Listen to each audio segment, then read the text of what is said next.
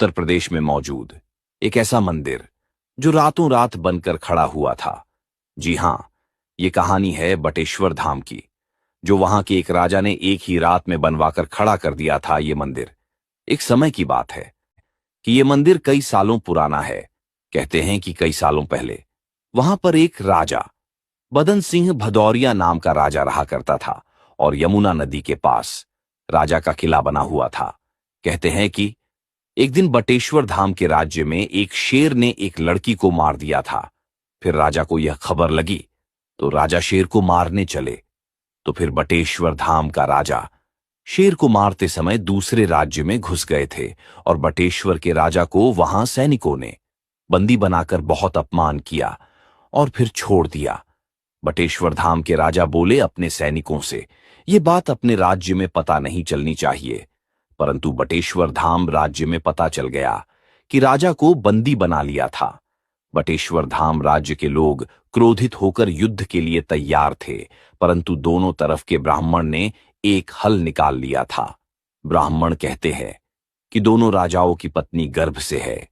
अगर तुम्हारे लड़का और उनकी लड़की हुई तो तुम्हारे लड़के के साथ उनके लड़की की शादी होगी, परंतु उनके लड़का और तुम्हारे लड़की हुई तो उनके लड़के के साथ तुम्हारी लड़की की शादी होगी।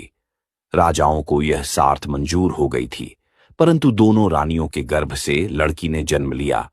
कहते हैं कि बटेश्वर की रानी ने राजा को लड़का बताया। फिर राजा अपने बच्चे का चेहरा देखने चला, परंतु रानी ने मना कर दिया कि तुम अपने बच्चे का चेहरा 15 साल बाद ही देख सकते हो, और रानी उसे लड़के की तरह रखती थीं। परंतु कुछ सालों बाद दोनों राजाओं ने दोनों की शादी करा दी, और 2 से 3 दिन बाद उस लड़की को पता चल गया कि ये भी लड़की है। फिर उसने अपने पिता को खत लिखा कि पिताजी, आपने मेरी शादी लड़की से करवाकर मेरे साथ गलत किया है। फिर वह राजा को बहुत गुस्सा आया और अपनी सेना लेकर बटेश्वर के राजा से लड़ाई के लिए तैयार हो गया।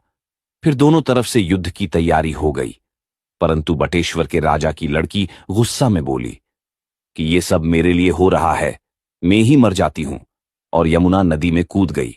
परंतु वह लड़की बाहर निकाली तो लड़का बनकर बाहर आती है।